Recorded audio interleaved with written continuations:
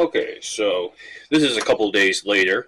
What I did yesterday, because I was in the shed yesterday as well, I took off the front panel and I just started looking at the board, because when I put the front panel back in place, the right side of the panel was not lighting up, nor was it receiving commands from that area. So looking at the board, it seems to be like a crack in the board. It's disrupting signal flow, so I gotta fix that. But for now, let's look at the mechanism here.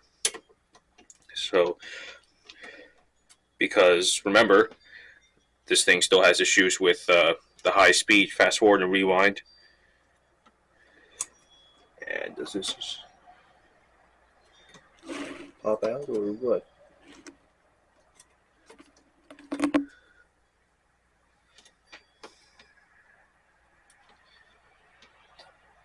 Well, let's see. You gotta see where this thing is actually attached. The mechanism to the... Oh, okay, I see. The sneaky screw right there.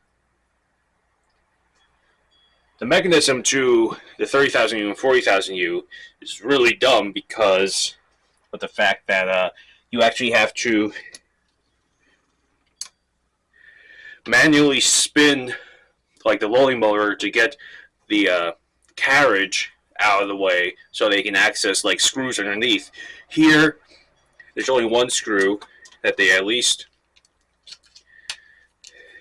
had the decency to put a slot in, because at least they were intending this to be serviced, even though they could have done better, if you ask me. Ooh, long guy.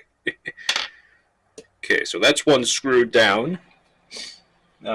So there's this one, and this one here. We have to remove the shielding to the preamp board in order to get the mechanism out. So just do the wires to the preamp.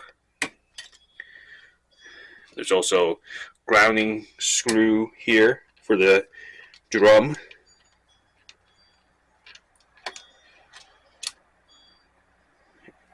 And as usual, it sticks to one of the one of the slots. I would like that out because I don't want the screw to just come undone, so I'm trying to do other things.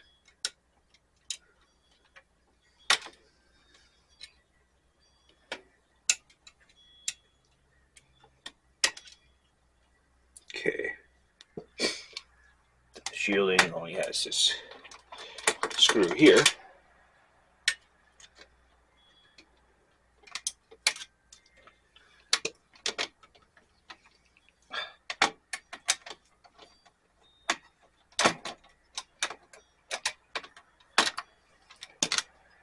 Of course, it's impossible to get out.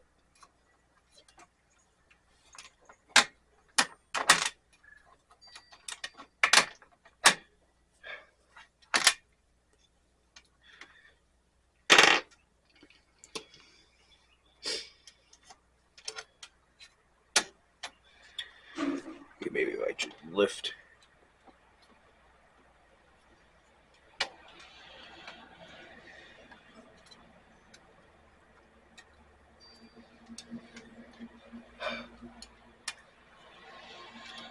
Oh, wait.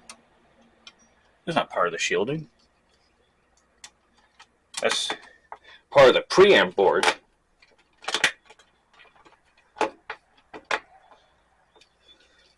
Okay, so the whole preamp board has to come out. So the shielding, you can kind of just split in half.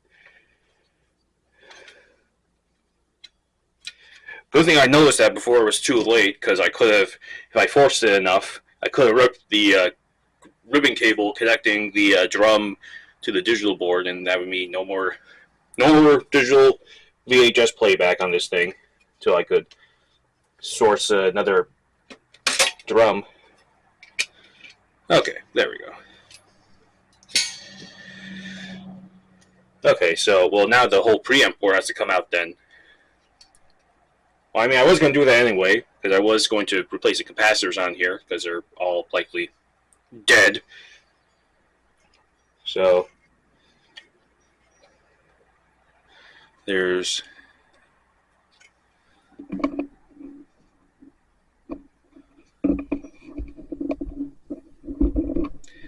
a digital zoom, but it's better than nothing, I suppose. Because I want to highlight this part. Then the ribbon cable can be worked out like that. Alright, now we can just yank this preamp board out.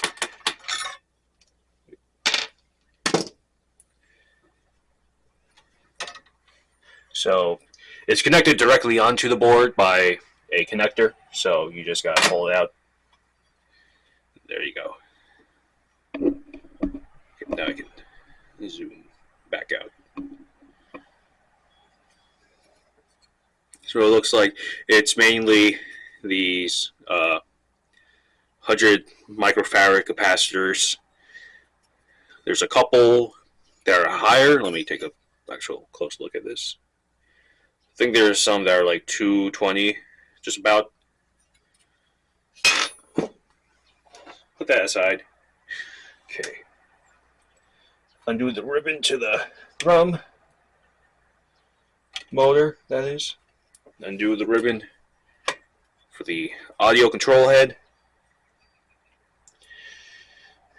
Then there's one more ribbon that's that's in this green socket here.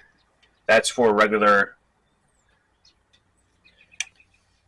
Okay. I'm expecting a important UPS package today, so so whenever I hear like something big go by my house, I gotta turn around and see what it is.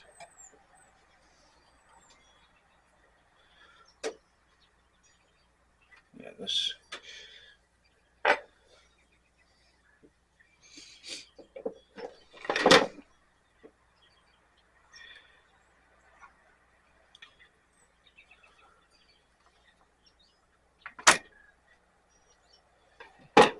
Okay, no damage to that. I mean, this part gets, if that ribbon cable gets damaged, then you don't get any VHS or Super VHS playback. So I don't think, I think it should still work if you damage that, but of course I want to keep everything intact, because, well, I'd be a horrible technician if I just let things break like that willy-nilly.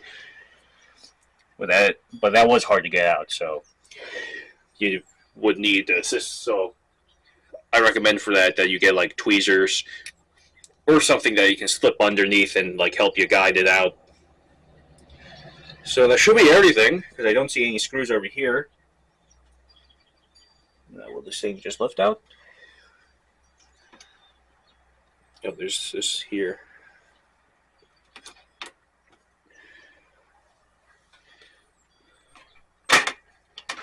Yeah. Okay. There's the mode switch.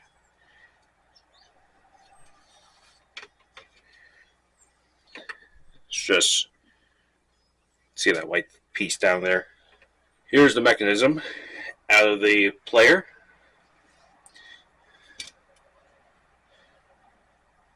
Your drum. Oh, wait. Oh, that didn't have to get unplugged, because that's part of the assembly. Okay, so that's one thing you don't have to do. Not that it's hard to unplug and replug, but it's a good thing to note. Okay, so first I want to do is make note of this. So it has one of these horrible head cleaning wheels right here that do more damage than good as the years go by, and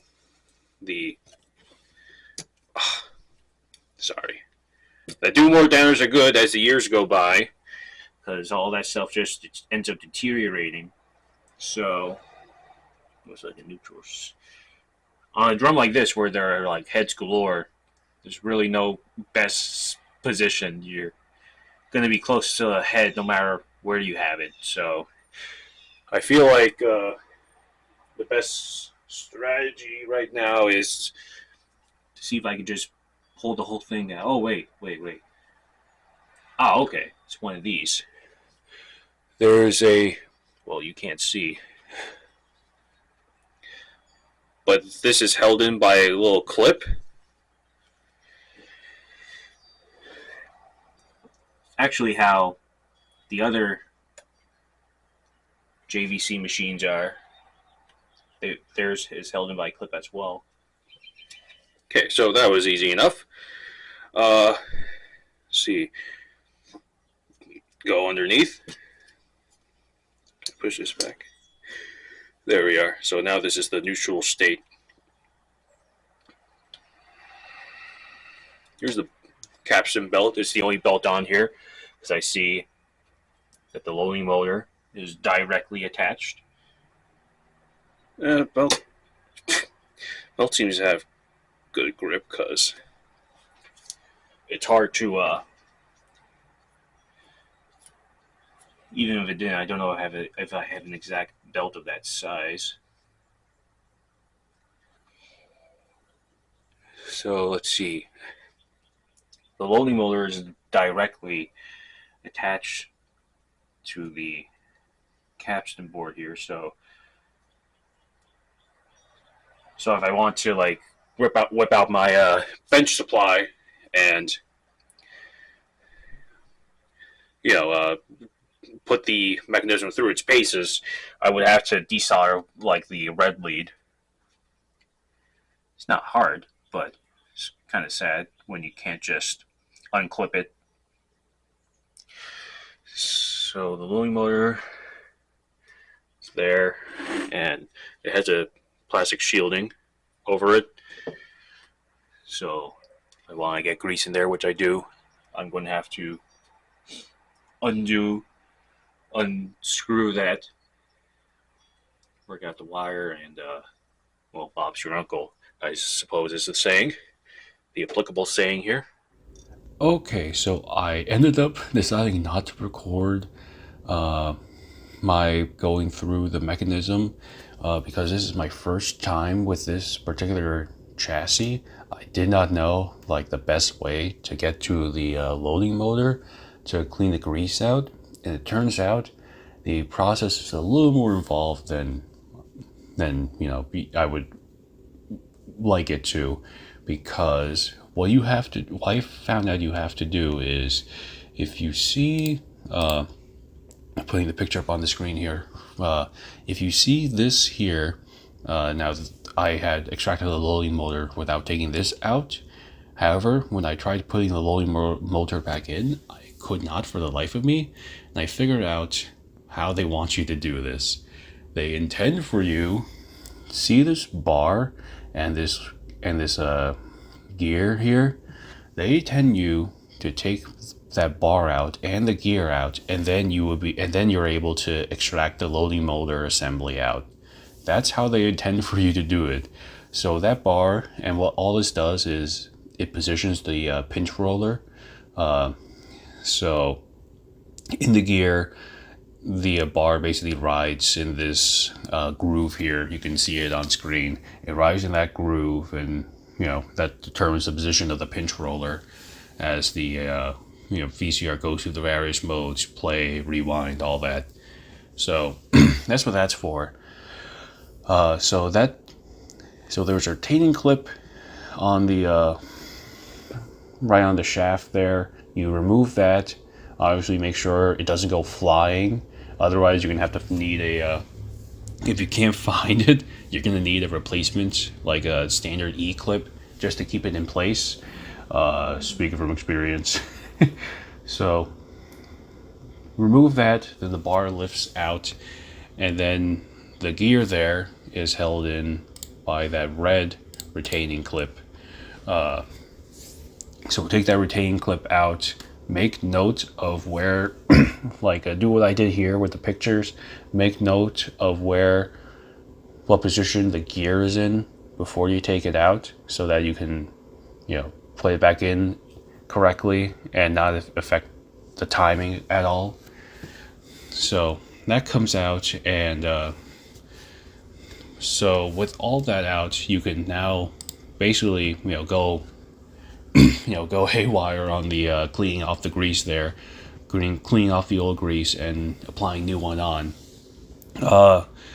For plastic on plastic gears, I prefer to use silicone lubricant. And as you see, I have the toothbrush there is for, I dip that in isopropyl alcohol, and I scrub it on the gears to get rid of the old grease, really make sure I work off the old grease before applying new grease on. You might see that on the shaft where that gear was located, I did put a little bit of grease, between on the base where the gear would basically touch the bottom of the chassis. That's just to give it a little more support as it moves along and all that. So, and I also did that with the pinch roller bar too. However, I use white lithium grease for that because it's metal on metal, and that's what I do with metal on metal stuff. So the loading motor gear assembly there, it's right to the bottom right there. It's hard to miss. You do have to, like I said before, you do have to desolder the wires that's connected to the loading motor in order to actually get it off, up and out of the chassis. So in those two gears here, as you see, there are two gears that are connected to the worm gear that's directly attached to the loading motor. Those two gears, they just slide off, real easily. So they don't come off with any hassle or anything. So you can take them off and then clean off the grease. And then when you put them back on, you can apply new grease. There is a white, where you see the worm gear, there is like a white, I don't know what you would call it, base of sorts. If you've worked around VCRs long enough, it's pretty common. That's just screwed in, so you can like unscrew that to get the plastic base off, and so you have full access to the worm gear to really clean off and apply grease on there. Just make sure when you apply everything back together that you have those two gears in the right places, because I think I have it wrong in this picture here, but at first I had them backwards because it is possible to do that, and it wouldn't fit correctly. And then so I realized my mistake, and then I had to go back and switch them, and then it fit perfectly. So just make sure you know where everything goes, basically, because you do have to take this whole, practically the whole critical parts of the mechanism apart, just to actually get where you need access to, which is unfortunate, but this is hopefully going to be the one and only time you ever have to get in there, so I guess I can excuse it. So that's how. And then of course when you put the loading motor back, you make sure you solder the wires in the correct place. Again, I took a picture just to remind myself where the wires actually go, so I'm not like putting them like basically reversing the polarity. And so of course if you reverse the polarity, the loading motor is going to turn clockwise when it should be turning counterclockwise, and we do not want that. So make sure you are soldering those wires back in the correct place. But that's re-greasing the underside of the mechanism here, and this does help. On this unit at least, it did basically help with any stalling that it used to do, because when I first got the unit, it did like stall at like kind of the halfway through the loading cycle, and I need to like push on one of the guides in order to like get it to finish. But now does everything unassisted. And before I forget, I had mentioned this unit had trouble with the high speed fast forward and rewind.